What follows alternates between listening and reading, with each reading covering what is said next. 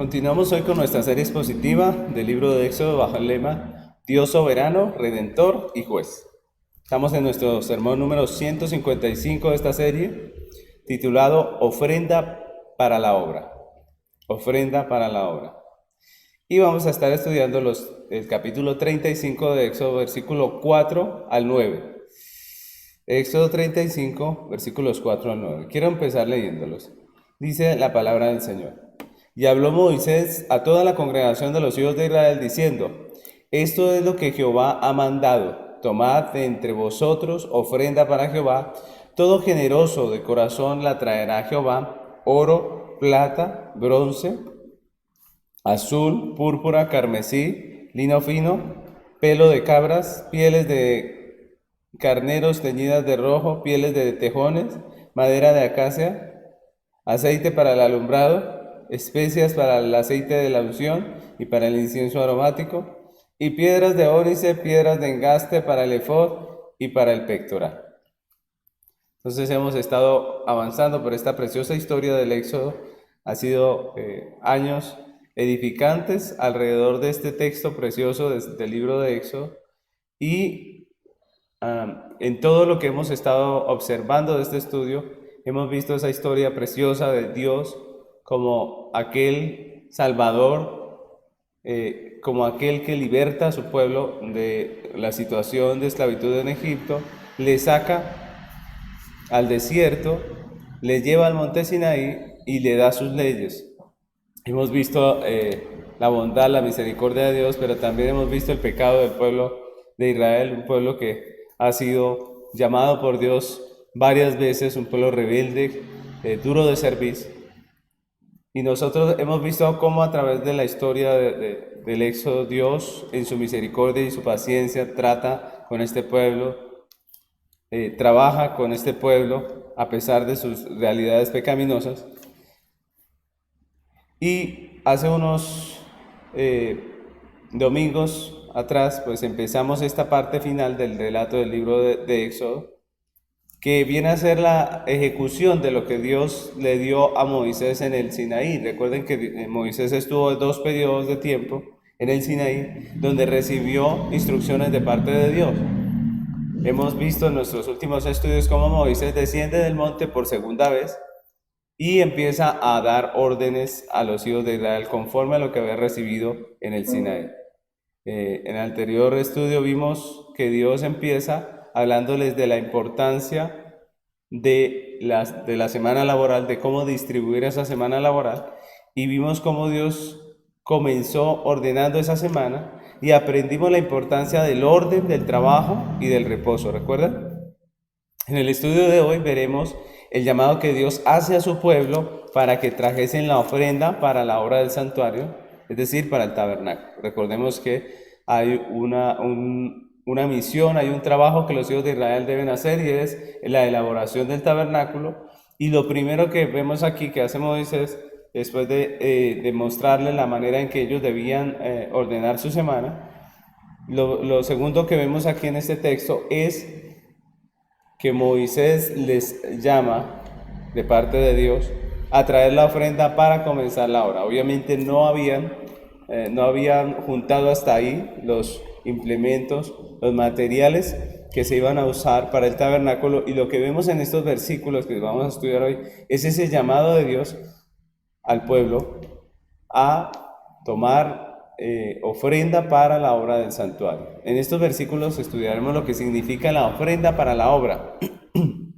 La ofrenda para la obra de Dios, no solamente en relación a Israel y a ese momento histórico en el desierto donde estaban construyendo el tabernáculo, sino también con relación a la iglesia en general, la iglesia de todos los tiempos, ¿cierto? Porque en todos los tiempos debemos recordar que en todos los tiempos de la historia de redención siempre ha existido un solo Dios, ¿cierto?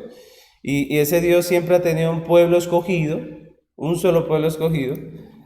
La obra del reino también siempre ha estado allí, la obra del reino de Dios, y la participación de los escogidos de esa iglesia que Dios llamó dentro del reino de Dios siempre ha estado. Entonces esos 4 elementos han estado siempre, ¿no? Ha estado primeramente Dios como Señor, como soberano, como único. Segundo, la iglesia, el pueblo elegido, el pueblo que Él eligió por gracia. Tercero, la realidad del reino de Dios sobre la tierra. Y cuarto, la participación de nosotros como iglesia dentro de ese reino a través de lo que nosotros damos, ofrendamos. No solamente estamos hablando de tiempo, sino también no solamente estamos hablando de dinero, sino también de tiempo, de dones, de talento, de todo lo que nosotros hacemos dentro del reino de Dios. Entonces, esos 4 elementos han estado allí. Por eso no solo vamos a hablar de la ofrenda durante el tiempo y el periodo del tabernáculo, sino de la ofrenda en general, la ofrenda de toda la iglesia delante de Dios. La pregunta que estaremos respondiendo a través de este estudio, si Dios nos lo permite, es: ¿qué significa para la iglesia la ofrenda para la obra de Dios? ¿Qué significa para nosotros la iglesia la ofrenda para la obra del Señor? En estas palabras de Moisés a la congregación que vamos a estudiar hoy, podemos encontrar 3 definiciones de esa ofrenda que son muy apropiadas dentro del tema que estamos viendo. Son definiciones de lo que es realmente la ofrenda para nosotros como creyentes. Entonces, podemos decir que hoy vamos a ver 3 definiciones de lo que es la ofrenda conforme a lo que estamos leyendo aquí en este texto. Entonces, la primera definición sería: ¿qué es la ofrenda? Es la pregunta. Entonces, la primera es un deber que demanda obediencia, ¿cierto? ¿Qué es la ofrenda? Primeramente es un deber que demanda obediencia. Y es interesante la manera en que comienzan estos versículos.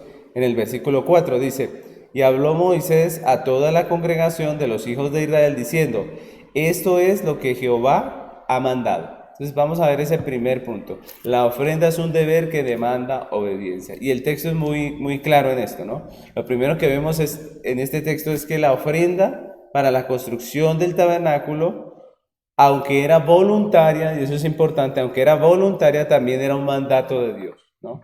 A veces nos quedamos en el pensamiento de que la ofrenda es voluntaria y se nos olvida que es un mandato. Pero aquí claramente vemos que Moisés dice al pueblo: esto es lo que mandó Jehová. Y enseguida él habla de la orden de recoger una ofrenda para edificar el tabernáculo. Es decir, la ofrenda que estaba pidiendo Dios era una orden, era un mandato. Y esto es importante en la manera en que nosotros pensamos acerca de la ofrenda, mis hermanos. Nosotros tenemos que ir renovando nuestra mente conforme a lo que la Biblia dice, ¿cierto? No podemos pensar toda la vida como a nosotros se nos ocurre, no, sino si estamos expuestos a la palabra de Dios, a la verdad, pues tenemos que ir sacando de nuestra mente, de nuestro corazón, algunas definiciones equivocadas que tenemos con respecto a temas como este, ¿no? Es importante. Moisés dice: esto es lo que mandó Jehová. Y esto es muy importante para nuestra manera de pensar acerca de la ofrenda, ya que quien la está demandando es Dios. Quien la está demandando es el soberano, el Señor, el dueño. La ofrenda que estamos viendo aquí para el tabernáculo no la estaba demandando Moisés. ¿Quién la estaba demandando realmente? Dios. Recuerden que estas son las palabras que él recibió en el monte Sinaí. Muchos ven la ofrenda hoy en día, la ofrenda que nosotros traemos como creyentes, como una limosna, ¿cierto? Estamos como recogiendo una limosna. Recordemos que la limosna es lo que se toma para alguien que está en una necesidad, ¿cierto? La limosna es para el pobre, ¿cierto? Se busca recolectar plata para suplir la necesidad del pobre, ¿cierto? Eso es una limosna, pero la Biblia nos muestra que no es una limosna. ¿Por qué? Porque el que la está pidiendo no es alguien necesitado, no es alguien que esté en la situación más difícil, ¿cierto? No es una limosna, tampoco es una vaca que estamos haciendo todos como creyentes. Aquí en Colombia le llamamos vaca a recolectar dinero entre todos con un fin, ¿cierto? No, tampoco es eso. La Biblia nos muestra que el que está demandando el dinero es Dios mismo, ¿cierto? El que está demandando la plata, el oro, las piedras preciosas y todo esto que se requería para el tabernáculo, era Dios mismo, ¿cierto? No era un hombre nada más, no era Moisés y Aarón como líderes, sino que Dios había establecido esto y era Dios el que lo estaba demandando. Ahora, esto es muy importante porque Dios no es un mendigo. Dios no carece de recursos, ¿cierto? Es decir, miren cómo no puede ser una limosna la ofrenda, porque Dios no carece de recursos. Dios no está necesitado. Él es el dueño de todo y Él es el creador de todo. Él es el Señor de todo lo que existe. Dice Dios en el Salmo 59 al 12, hablando precisamente de la ofrenda a los hijos de Israel, porque a veces como que lo que nos pasa a nosotros le pasó también a los hijos de Israel, que llegamos a pensar en la ofrenda de una manera equivocada. Pues Dios les habla y les dice en el Salmo 59, dice: no tomaré de tu casa becerro,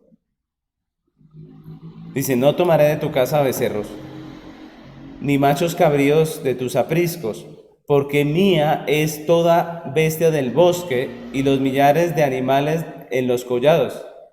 Miren, Dios está diciendo, todo eso que le estoy pidiendo es mío, ¿cierto? Conozco a todas las aves de los montes y todo lo que se mueve en los campos me pertenece, dice Dios. Si yo tuviese hambre, no te lo diría a ti, porque mío es el mundo y su plenitud.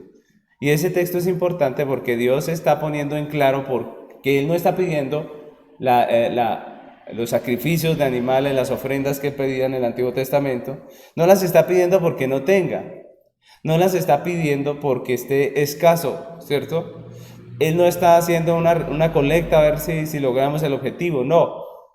Dios lo que está demandando no es por necesidad, porque Él es el dueño de todo. Incluso al final dice, si yo tuviese hambre, es decir, supongamos que yo no fuera el dueño de todo, y si yo tuviese hambre, no te lo diría a ti, ¿cierto? Y es muy importante lo que el Señor está diciendo. Dios no necesita de nosotros, Dios no depende de nosotros. Y lo que hacemos cuando tomamos una ofrenda como la que estamos viendo aquí en el tabernáculo, no es colaborando para una necesidad que tiene Dios, ¿cierto?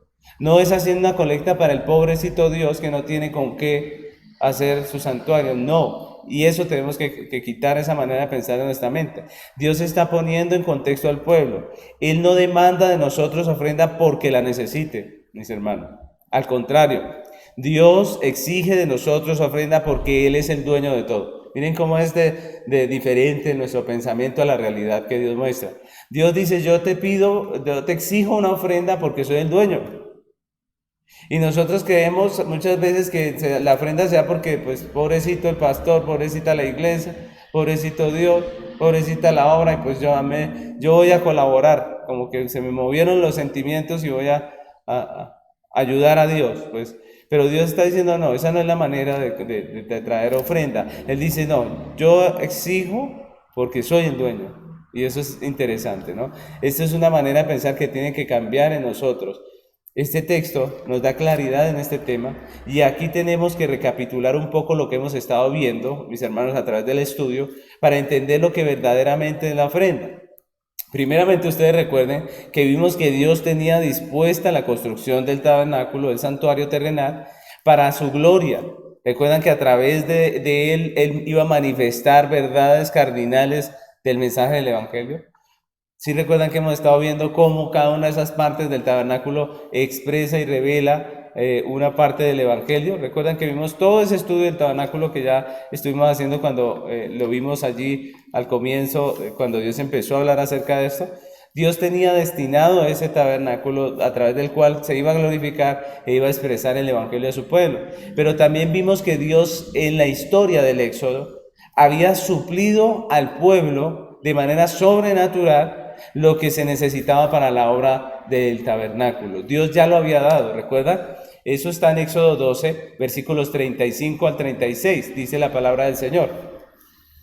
E hicieron los hijos de Israel conforme al mandato de Moisés, pidiendo de los egipcios alhajas de plata y de oro y vestidos.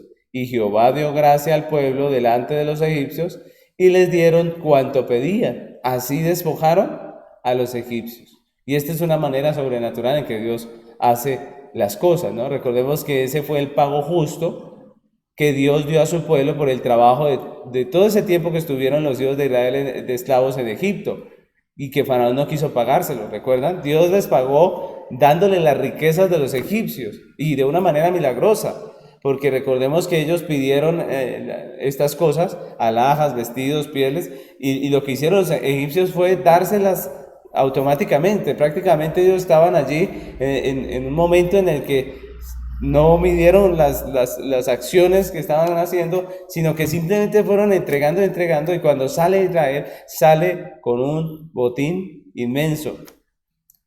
Dice la Biblia incluso que ellos despojaron a los egipcios. Recordemos, entonces, primeramente que este era el pago de Dios por el justo trabajo, pero también recordemos que esta era una provisión que tenía un objetivo principal. ¿Cuál era ese objetivo principal? La construcción del santuario. Dios les está pidiendo alhajas porque los egipcios les habían dado alhajas. Dios les estaba pidiendo cueros, materiales de cuero, porque los egipcios les habían dado esos materiales. Dios les pidió a ellos piedras preciosas porque ya los egipcios habían entregado en medio de todo ese botín esas piedras a los hijos de Israel. Recordemos que ellos están en el desierto. Dios no estaba demandando cosas que ellos no tenían, no, todo esto Dios se los había provisto. Entonces eso es muy importante. Ellos salían de Egipto para el desierto. La pregunta es, ¿para qué necesitaban toda esta riqueza? ¿Cierto? Ellos no podían comprar nada, ellos no podían negociar en el desierto, ¿cierto? Es decir, había muchas cosas que no podían hacer con ese dinero, no podían ni siquiera lucir sus vestidos hermosos para nadie, porque en el desierto solo estaban ellos, ¿cierto? Entonces la pregunta aquí que nosotros tenemos es, ¿para qué entonces Dios les dio tanto botín? El verdadero propósito era el santuario. Y aquí cuando Moisés empieza a pedir, empezamos a verle el sentido a todo este botín, ¿no? Porque todo este botín, gran parte de lo que era este botín y de todas estas materiales que dieron los egipcios, que entregaron los egipcios a los hijos de Israel, pues era lo que se iba a usar en el santuario. Y es así como ahora, después obviamente de que el pueblo ya salió de Egipto, después de que ellos están allí con esa provisión en el desierto, Dios a través de Moisés demanda de ellos la ofrenda para el santuario. ¿Qué ordenó el Señor que trajese el pueblo? ¿Recuerdan? ¿Qué fue lo que acabamos de leer? Pues básicamente eran 7 cosas diferentes, ¿no? 7 cosas que se requerían para la elaboración del santuario. Ellas son las siguientes. Primeramente, metales preciosos, ¿no? El oro, la plata, el bronce, metales preciosos, ¿no? Lo primero.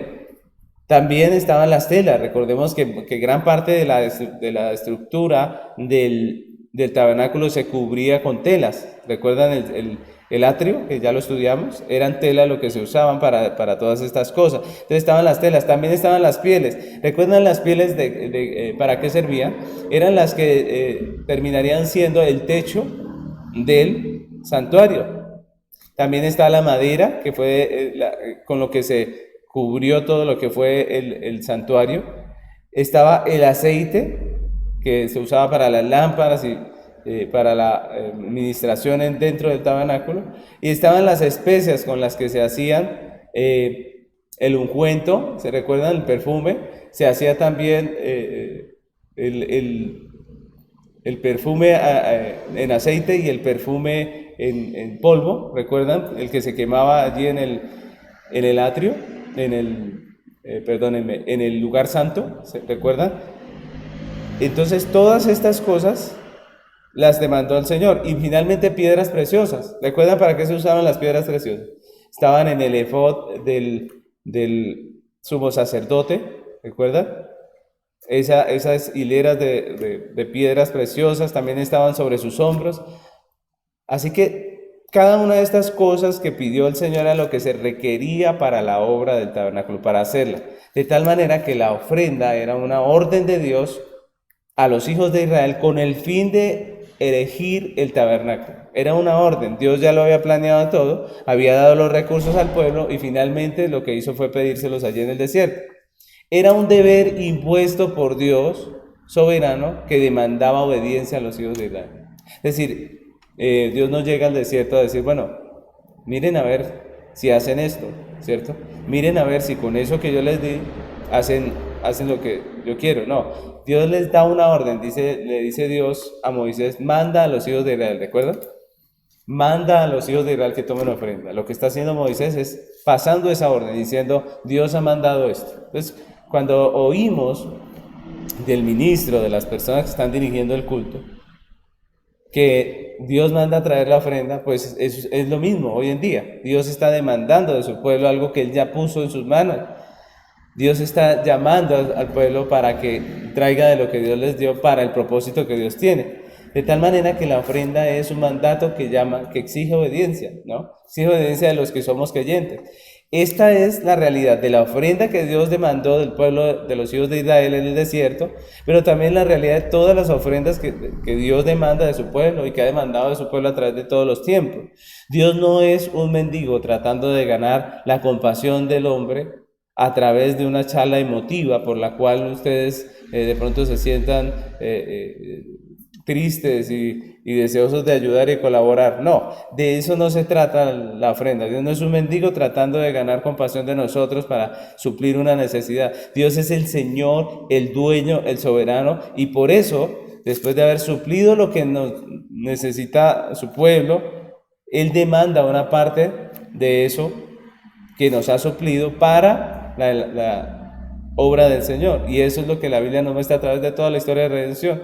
Deuteronomio 16 al 17 dice así: 3 veces cada año aparecerá todo varón tuyo delante de Jehová tu Dios en el lugar que él escogiere, en la fiesta solemne de los panes sin levadura, y en la fiesta solemne de las semanas, y en la fiesta solemne de los tabernáculos, y ninguno se presentará delante de Jehová con manos vacías, cada uno con la ofrenda en su mano, conforme a la bendición que Jehová tu Dios te hubiere dado.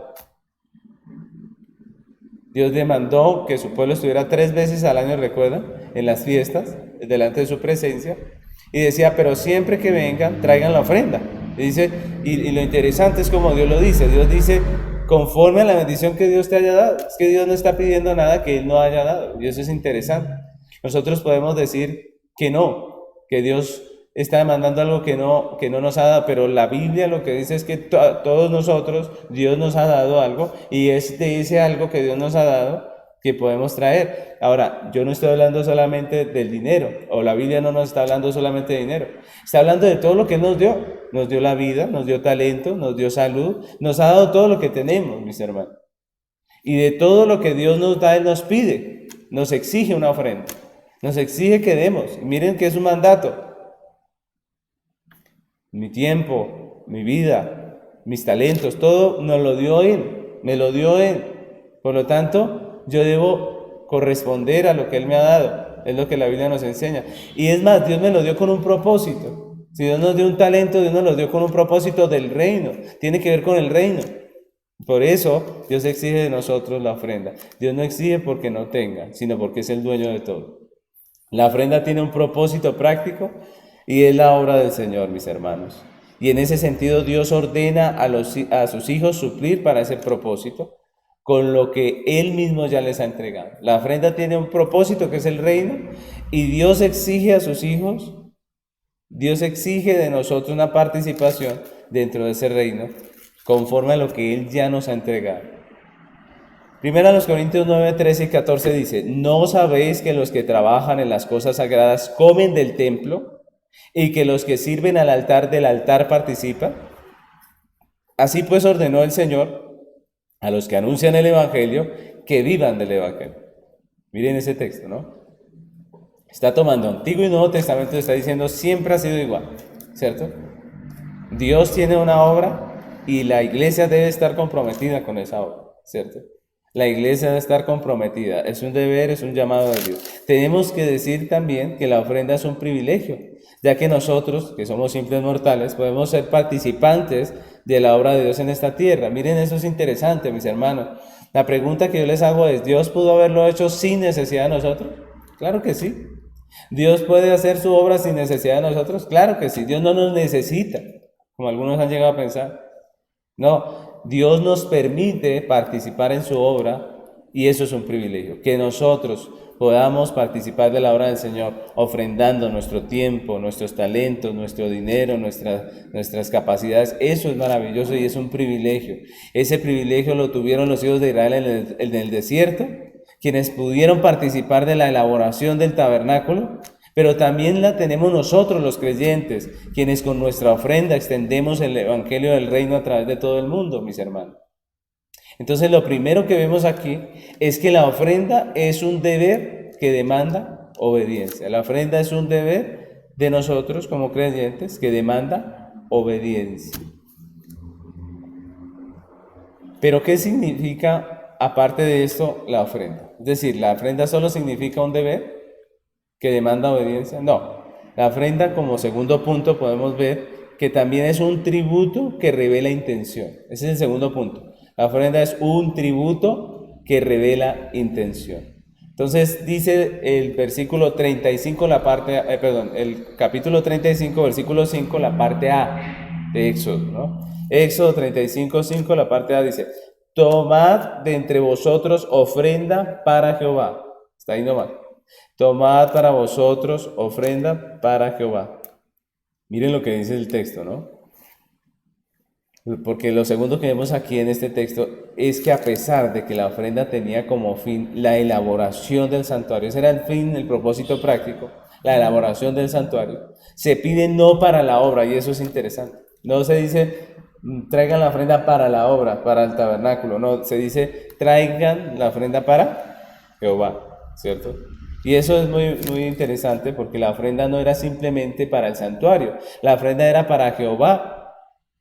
Y aquí vemos ese carácter litúrgico de la ofrenda, que aparte de tener el objetivo práctico de servir para la obra física, también representa un tributo, un reconocimiento, una adoración a Dios como soberano. Se tributa a Dios, se reconoce a Dios como el Señor, el soberano, el dueño. Eso es una parte interesante de la ofrenda. Era un tributo, no solamente era un dinero que se traía para la obra, sino que era un tributo a Dios, era un reconocimiento. Y en la versión de la Biblia de las Américas dice en Deuteronomio 16:10: entonces celebrarás la fiesta de las semanas al Señor tu Dios con el tributo de una ofrenda voluntaria de tu mano, la cual darás según el Señor tu Dios te haya bendecido. Otra vez esas palabras, ¿no? Dice que venimos con un tributo, venimos con un tributo a Dios. La ofrenda era un tributo, según lo que Dios nos haya bendecido. Y eso es precioso, porque el pueblo de Dios siempre ha dado no solo para suplir la necesidad o para traer la ofrenda que se requiere para la obra conforme a lo que Dios nos demanda como Señor y dueño, sino con la intención de honrar a Dios también. No solamente hacemos la obra del Señor en esta tierra, sino que con ello honramos a Dios, que es el dueño, que es el Señor, que es el dador, que es el proveedor, que es el creador de todo lo que existe. Entonces la ofrenda para la elaboración del santuario también era la manera en que los hijos de Israel reconocían a Dios como el dador, reconocían a Dios como el Señor, tributaban al Señor como soberano, le honraban trayendo con disposición de corazón sus bienes, su tiempo, sus talentos, y los ponían al servicio de Dios. La ofrenda no solo tenía un propósito práctico de ser la provisión para la obra del santuario, sino también la intención litúrgica de adorar a nuestro Dios. La intención litúrgica de adorar al Dios del pacto. Entonces la verdadera ofrenda a Dios es un tributo que revela una intención, la intención de adorar, de exaltar el nombre de Dios. Entonces la ofrenda no solo tenía ese propósito práctico, sino también ese propósito de adoración al Señor. Y eso lo vemos en toda la Escritura. Primera de Crónicas 16, 28 y 29 dice: tributad a Jehová, oh familias de los pueblos, dad a Jehová gloria y poder. Y uno puede decir: wow, lindo lo que está diciendo ese texto, hay que cantar y decirle a Dios que Él es poderoso, ¿cierto? Pero miren lo que sigue diciendo, dice: dad a Jehová la honra debida a su nombre, traed ofrenda, venid delante de Él, postrados delante de Jehová en la hermosura de la santidad. Miren tan hermoso este texto. No era solamente venir a reconocer que Dios es poderoso y cantarle, decir tú eres glorioso. No, dice: den a Jehová la honra que debe su nombre, traigan ofrenda. Vengan a su presencia delante de Él. ¿Y qué decía el texto anterior? Decía: ninguno se presentará delante de mí con las manos vacías. Es decir, La cuestión de la ofrenda es una cuestión de honra, ¿cierto? De adoración, de reconocimiento. Cuando nosotros estamos dando, estamos reconociendo. Y eso es importante. Cuando los hijos de Israel estaban trayendo la ofrenda al tabernáculo, estaban reconociéndole a Él como Señor, como Dios, como dueño. Miren esto, porque es que la ofrenda no es una necesidad para el pobrecito Dios que no tiene cómo sacar adelante su proyecto. No, Señor, eso no es lo que la Biblia nos enseña. La ofrenda para el Señor es también tributar adoración a Él, es reconocerle como Él se merece. Y eso es maravilloso, mis hermanos. Esa era la manera en que los hijos de Israel veían la ofrenda.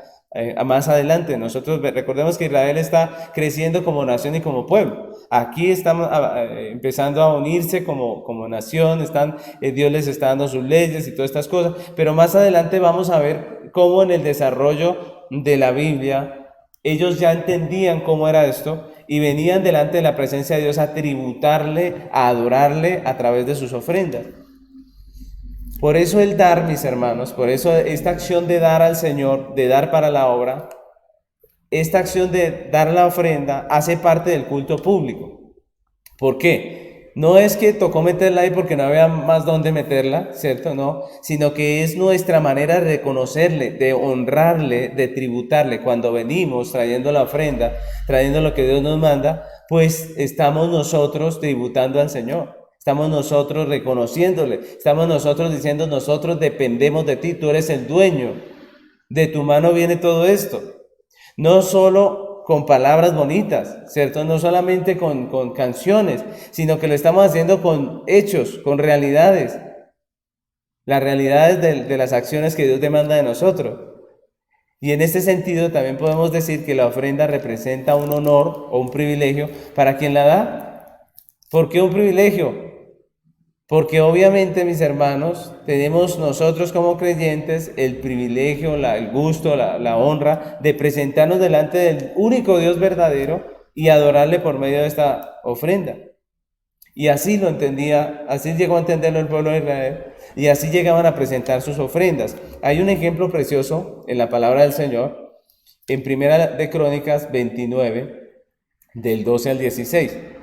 Aquí nos hablan de la ofrenda que David y el pueblo de Dios apartó para la construcción del templo de Salomón. Recordemos que antes de que Salomón hiciese el templo, David, en todas sus batallas, en todas sus guerras que hizo y que ganó, pues él iba teniendo un botín de guerra.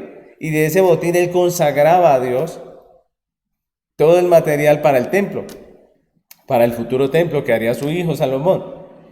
Estaban allí en esa actividad de tomar la ofrenda para el templo futuro que haría Salomón muchos años después.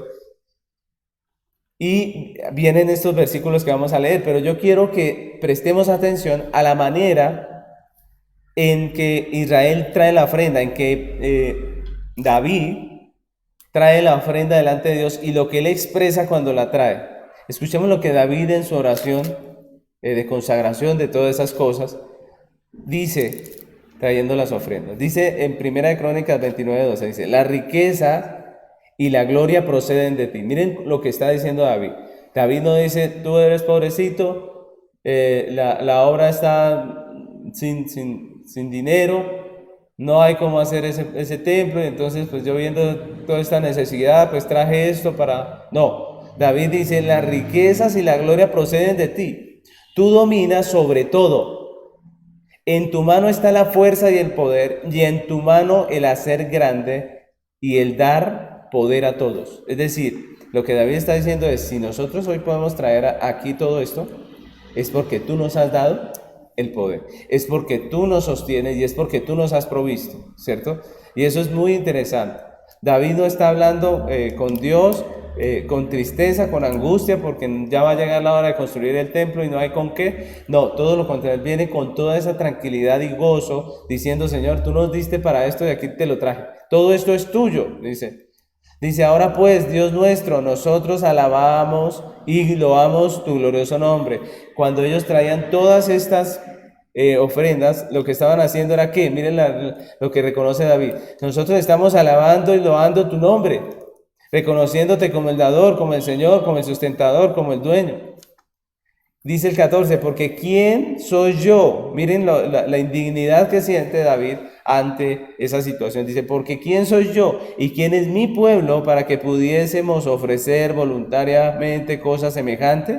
Pues todo es tuyo y de lo recibido de tu mano te damos. Y ese texto es precioso, porque David está entendiendo algo y es que él está trayendo algo a Dios y eso representa para él una honra.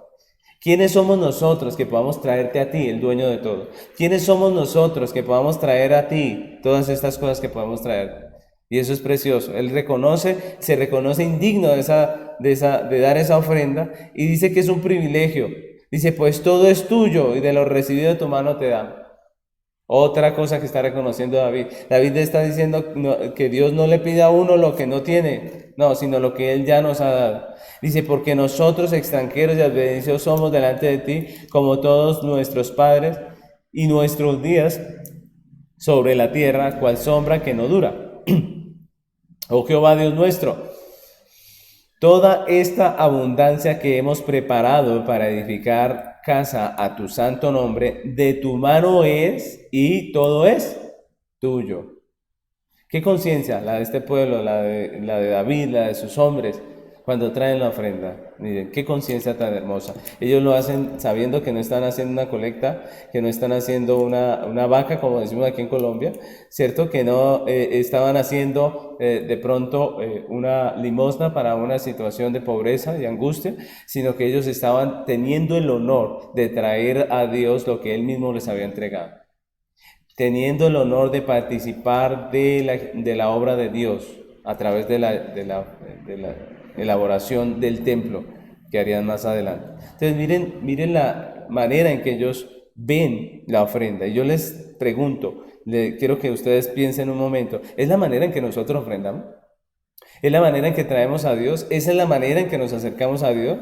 Como asombrados del privilegio que tenemos, trayendo al Señor lo mejor, reconociendo que todo lo que tenemos es suyo y que lo único que estamos haciendo es que de lo que Él nos dio estamos dándole lo que Él nos exige.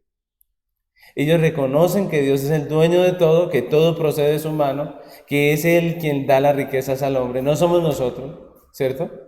Que a veces pensamos que esto es lo mío, no, esto es lo de Dios, que Él nos ha dado para administrar y de lo cual demanda una parte, ¿cierto? Es de Dios y es lo que está diciendo el salmista. Ellos reconocen que a través de esto alaban y honran el nombre de Dios, le tributan. Ellos reconocen que es un privilegio y que traen esa ofrenda sabiendo que es un privilegio poder dar para la obra. No es otra cosa más sino lo que ellos habían recibido de Dios, lo que ahora traen. Y eso es hermoso. Ellos no están diciendo, Señor, mira, te sorprendimos aquí con esto. No, ellos están diciendo, mira, Señor, de lo que tú nos diste, traemos lo que tú nos has llamado a dar. Y eso es precioso. La pregunta es, ¿de esa manera traemos nuestra ofrenda al Señor? ¿Qué intención tenemos cuando ofrendamos?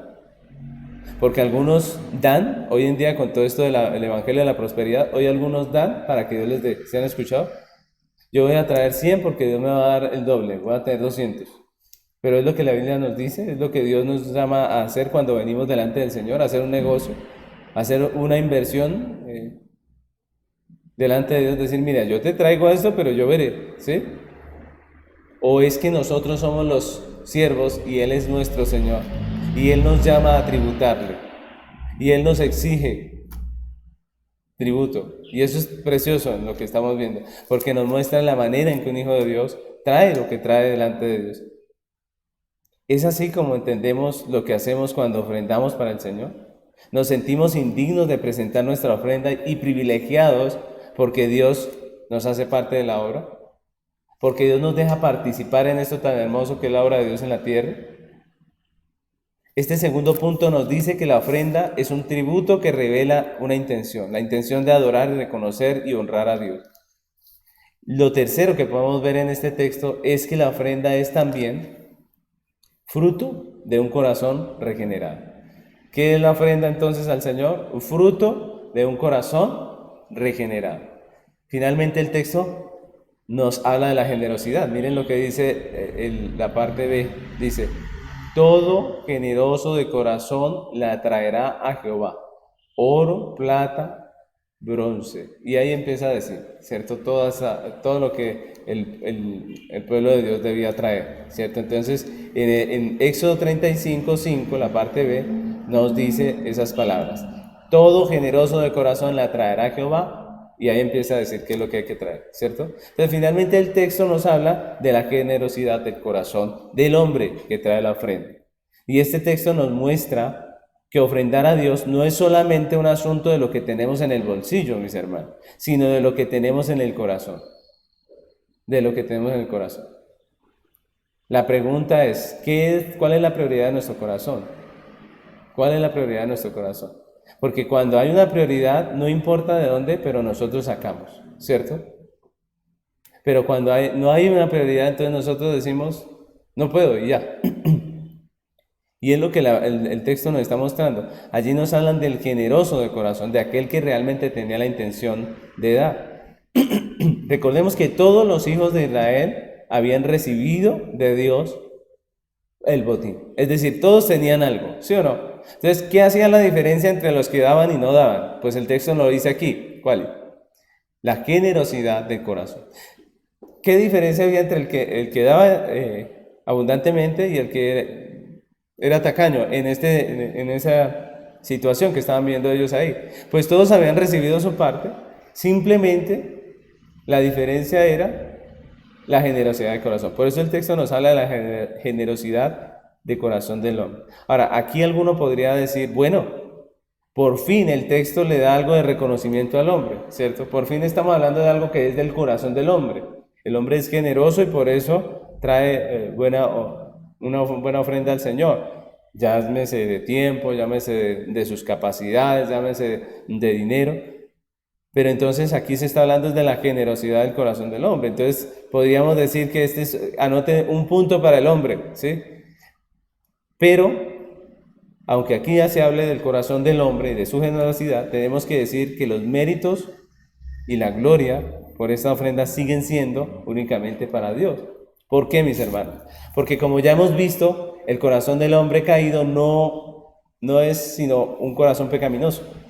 En el corazón del hombre caído no hay sino pecado y rebelión. ¿Recuerdan cuál era la característica del pueblo de Israel que Dios repite muchas veces en el Éxodo? Que ellos eran un pueblo rebelde y de dura cerviz.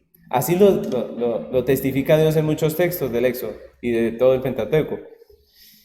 Es decir, en su propio pecado, los hijos de Israel estaban dispuestos, era para el pecado, no para Dios. Estaban dispuestos, por ejemplo, para construir un becerro con el oro que Dios les había dado, ¿cierto? Construir un becerro, un ídolo, y adorarlo. Estaban dispuestos para eso.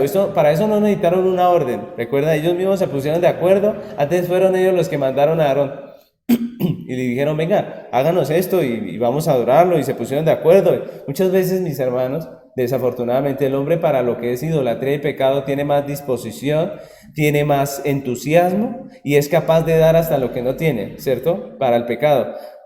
Y esa es la realidad del corazón del hombre, mis hermanos. Así que esto no es un punto para el hombre, no, la realidad del corazón de este pueblo es que era rebelde y que era un pueblo de dura cerviz, así lo dice la palabra. La única razón por la que el corazón de los hijos de Israel estaría dispuesto para el Dios verdadero es por la intervención soberana de Dios. Si Dios no mueve al pueblo de Dios, el pueblo de Dios no se mueve solo, ¿cierto? Y es increíble. ¿Por qué? Porque nosotros todavía somos pecadores. Así ha sido a través de la historia de redención, todo el tiempo de la historia de redención. Ustedes recuerden nada más, después de la deportación, cuando Israel vuelve al territorio, recordemos que había que reconstruir el templo. ¿Recuerdan? Porque el templo había sido destruido. Ellos tenían que reconstruir el templo. La pregunta es, ¿cómo fueron ellos con la reconstrucción del templo? ¿Diligentes? ¿Fueron activos? ¿Estuvieron preparados, entusiasmados para hacer la obra? ¿O más bien fueron negligentes y ociosos? La realidad es que fueron negligentes y ociosos, que fueron muy tardos para la reconstrucción. Finalmente Dios les envía a profetas, ¿cierto? Recuerden que Dios envió muchos profetas, entre ellos al profeta Ageo. ¿Y para qué envió a estos profetas? Para amonestarles para llamarles la atención. Finalmente Dios pone estos profetas y les da el querer como el hacer para la reconstrucción del templo. Dice en Ageo, capítulo 1, versículo 12 al 14, dice: y oyó Zorobabel, hijo de Salatiel, y Josué, hijo de Josadac, sumo sacerdote, y todo el resto del pueblo, la voz de Jehová su Dios, y las palabras del profeta Ageo, como le había enviado Jehová su Dios, y temió el pueblo delante de Jehová. Entonces Ageo, enviado de Jehová, habló por mandato de Jehová al pueblo, diciendo: yo estoy con vosotros, dice Jehová. Y despertó Jehová el espíritu de Zorobabel, hijo de Salatiel, gobernador de Judá, y el espíritu de Josué, hijo de Josadac, sumo sacerdote, y el espíritu de todo el resto del pueblo, y vinieron y trabajaron en la casa de Jehová de los ejércitos, su Dios. Mis hermanos, si Dios no despierta el espíritu de este pueblo para lo bueno, ellos no hubiesen obedecido, no hubiesen hecho el templo, no hubiesen reconstruido el templo. Así es el corazón del hombre. Así que nosotros no podemos aquí anotarle un punto al hombre cuando hablan de la generosidad del corazón. Aquí tenemos que ver que la única forma en que el corazón del hombre pecador está dispuesto para participar de la obra de Dios y honrar al Señor es porque Dios, el dueño y el Señor, lo ha puesto en su corazón. Es porque Dios los ha regenerado y les ha dado una vida nueva. Y eso es interesante. Una persona que no ha sido regenerada no entiende la obra de Dios, no quiere hacer la obra de Dios, no le interesa el reino de Dios. Y eso es así de sencillo. Para que haya amor por el reino de Dios, para que haya deseo, para que haya esa generosidad de la que nos habla el texto, un corazón primeramente tiene que ser redimido y tiene que haber una obra de Dios en él. La Biblia dice en Juan capítulo 3, versículo 3, quiero que leamos hasta el 7. Dice aquí: respondió Jesús y le dijo: de cierto te digo, que el que no naciere de nuevo no puede ver el reino de Dios. Nicodemo dijo: ¿cómo puede un hombre nacer siendo viejo? ¿Puede acaso entrar por segunda vez en el vientre de su madre y nacer? Respondió Jesús: de cierto te digo, que el que no naciere de agua y del Espíritu no puede entrar en el reino de Dios. Lo que es nacido de la carne, carne es, y lo que es nacido del Espíritu, Espíritu es. No te maravilles que te dije: os es necesario nacer de nuevo. Y ese es un texto precioso, porque nos habla del nuevo nacimiento, de la regeneración. Sin regeneración no hay reino de Dios. Si no hay un nuevo nacimiento, la persona no puede ver, ni disfrutar, ni amar el reino de Dios. Lo que nos quiere decir el texto que estamos estudiando cuando nos dice que del corazón generoso es que la ofrenda voluntaria es una manifestación o un fruto del corazón que es regenerado.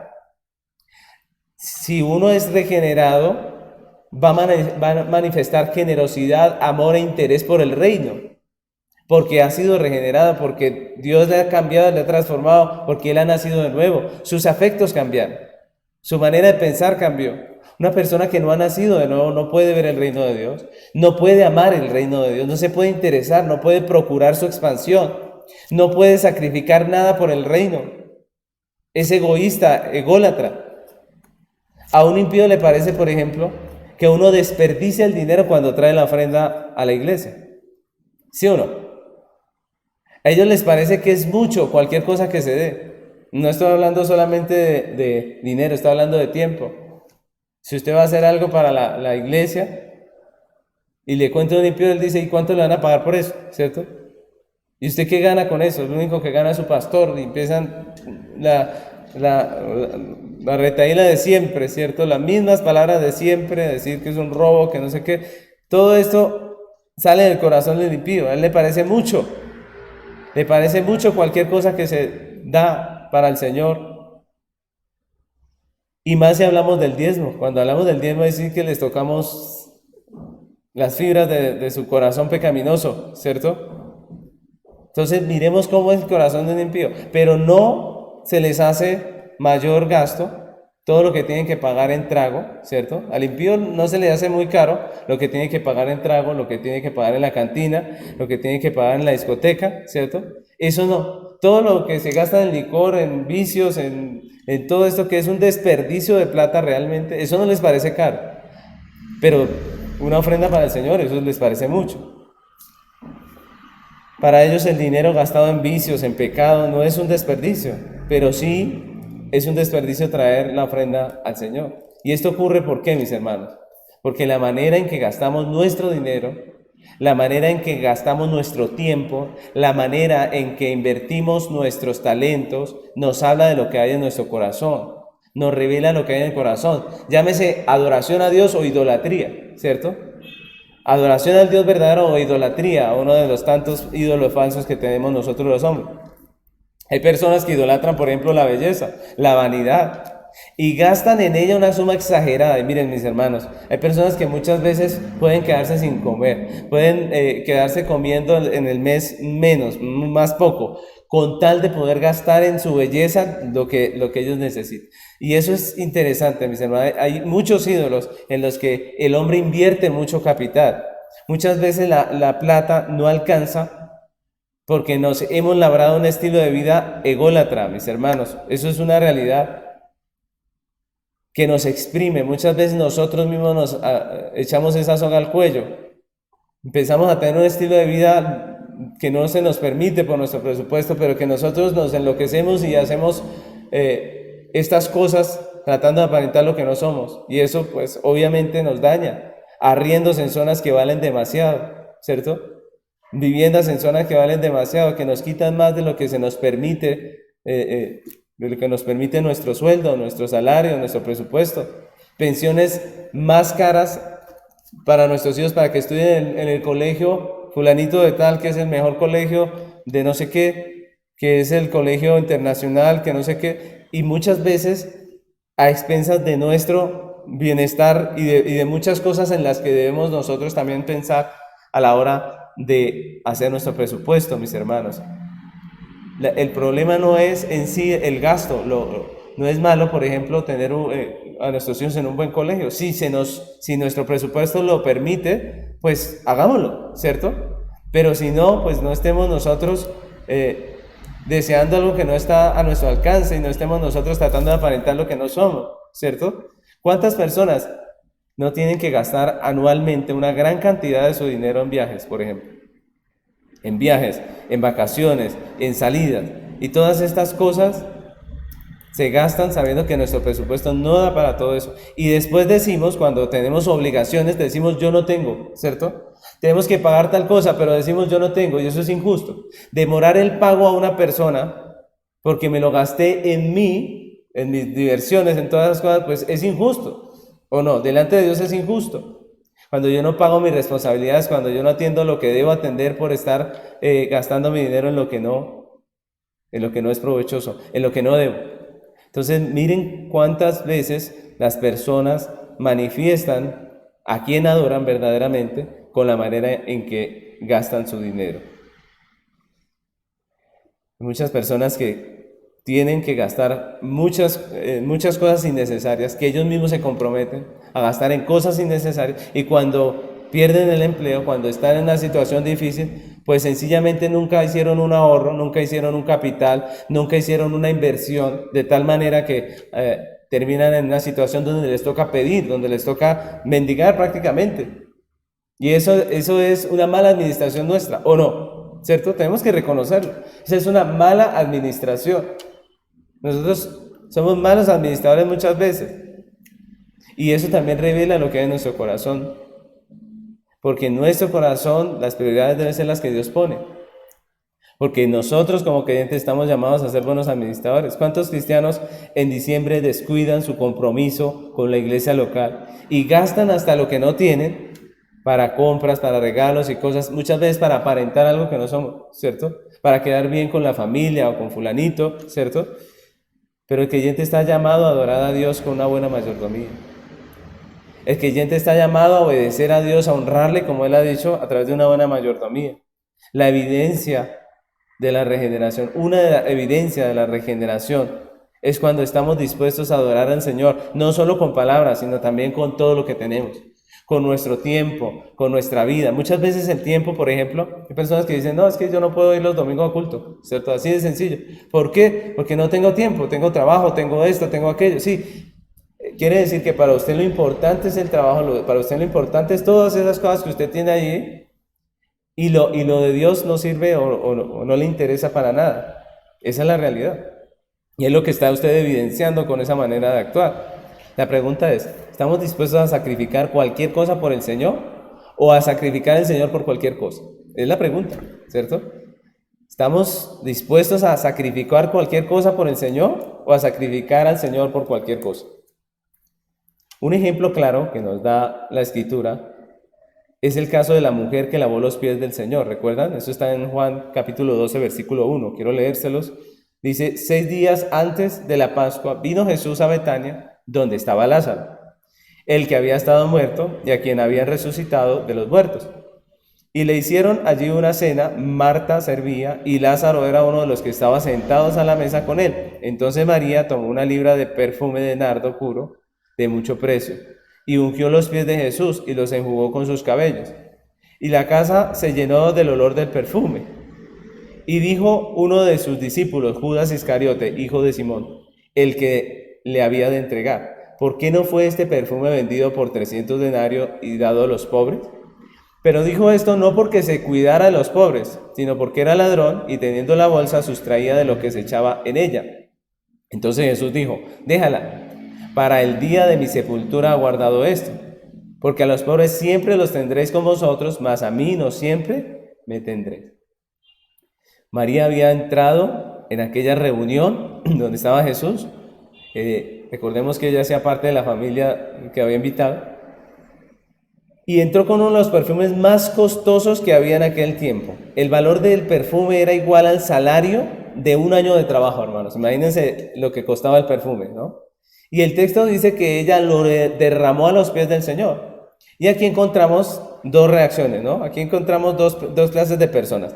Aquí encontramos primeramente al impío de Judas, que la Biblia dice que es el hijo de perdición, y que le pareció mucho la ofrenda que la mujer dio, le pareció que fue una malgastadera de dinero, y a él le parecía que habían cosas más importantes, y nosotros sabemos que no se refería justamente a los pobres, ¿cierto? Sino que se refería a su beneficio. Él solo pensaba en cuánto podía robar si se hubiese vendido ese perfume y se hubiese metido entre las arcas entre sus bolsillos prácticamente. ¿Cuánto se hubiera podido robar de ese perfume? Es lo que le interesaba a él. Y así es el mundo, mis hermanos. El mundo solo piensa en su interés, toma la provisión de Dios, que Dios les dio, porque es Dios el que nos provee a todos, y la desperdician en pecado, la desperdician en cosas que son ofensivas para Dios. Y si dan alguna ofrenda, dan de lo que les sobra, como si Dios fuera un mendigo, ¿cierto? Traen cualquier cosa por ahí y dicen, mire, eso es para Dios, ¿cierto? Como si fuera mucho su limosna. Y así es el mundo. Pero por otro lado está María. María, que gastó el perfume y no le pareció tan caro. A ella no le pareció caro el perfume. A ella no le pareció que era tan costoso porque sabía que el Redentor vale mucho más que el perfume. Y eso es muy interesante en nuestra manera de pensar. Así es el corazón del regenerado. Él no da las obras, y eso es interesante. Y cuando hablamos de las obras pueden ser mucho. ¿Recuerdan que Jesús dice que en la parábola, o más bien en la enseñanza de la mujer, de la viuda que dio más? ¿Recuerdan que Jesús dijo, esta viuda dio más?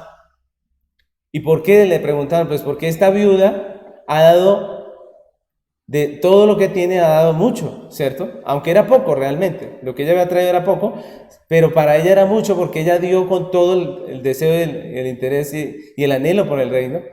Pero dice, pero los ricos dan menos, y parecería algo raro porque los ricos habían traído mucho dinero para las arcas, pero resulta que estas personas habían dado lo que les sobra, dice la Biblia. Es decir, no es la cantidad, es lo que representa para la persona, ¿sí? No es la cantidad, la Biblia no está hablando aquí de cantidad, nos está hablando de lo que representa. Para María, que tenía este perfume especial, valioso, el Redentor lo valía. El Redentor valía todo su esfuerzo, valía ese perfume que costaba lo de un año de trabajo. Y así es el corazón de un hijo de Dios. Para el creyente, dar tributo a Dios soberano es un honor. Y cualquier ofrenda que pueda traer, por valiosa que sea, se queda corta para lo que es nuestro Señor, nuestro Dios, nuestro Redentor. Mis hermanos, en vez de perder el tiempo intentando engañar a Dios con palabras, Aprovechémoslo, mis hermanos, honrándole con nuestras acciones. Aprovechémoslo honrándole, dándole de nuestro tiempo lo mejor que tenemos. Dándole de nuestros talentos, de nuestras capacidades, lo mejor que nosotros tenemos. Entregándole a Él lo mejor que tenemos en nuestro corazón. Eso es lo que Dios demanda de nosotros. ¿Recuerdan? Dios no dice, ámenme como quieran. Dice, no, a amar a Dios con todo su corazón, con toda su alma, con toda su mente, con todas sus fuerzas. La manera en que ofrendamos revela lo que hay verdaderamente en nuestro corazón. La manera en que damos revela lo que hay en nuestro corazón. Este punto nos enseña que la ofrenda generosa es fruto de un corazón regenerado. La pregunta es, ¿estamos dispuestos a sacrificar cualquier cosa por el Señor? ¿O estamos dispuestos a sacrificar al Señor por cualquier cosa? Esa es la pregunta. ¿Con quién nos identificamos? ¿Con Judas o con María? Somos como Judas que, no, y tanto, terrible, ¿cierto? O somos como María que dio y aún le pareció poco. Espero que esta enseñanza que Dios hoy nos ha dado nos ayude, nos cambie nuestra perspectiva a la hora de nosotros ofrendar. No solamente el dinero, no solamente con nuestro trabajo, con lo que ganamos mensual, sino la manera en que nosotros administramos nuestro tiempo para darle a Dios lo que Él se merece. ¿Qué se merece Dios en el día? ¿Recuerdan ustedes lo que trajo Abel? ¿Qué trajo Abel?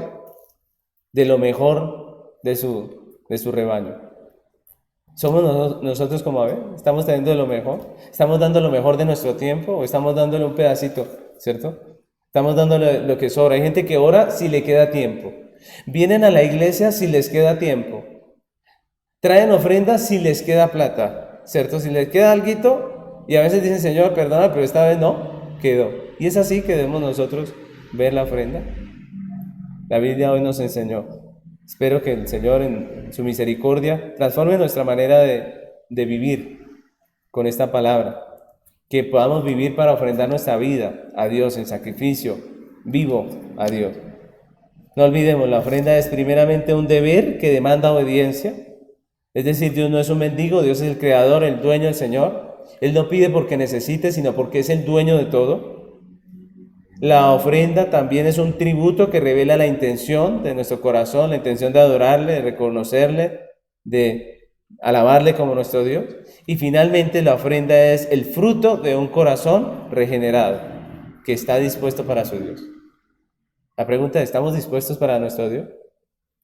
¿Estamos dispuestos a dar nuestra vida, a dar nuestro tiempo, a dar incluso de nuestros bienes, de todo lo que Dios nos da, conforme a lo que Él nos ha entregado, como dice la palabra? Yo les invito a que terminemos este tiempo en oración, agradeciéndole a Dios por su provisión, pidiéndole perdón cuando no le hemos honrado con lo que Él nos ha dado, cuando hemos tomado lo que Él nos ha dado y nos hemos olvidado del reino, de su palabra, de sus mandatos.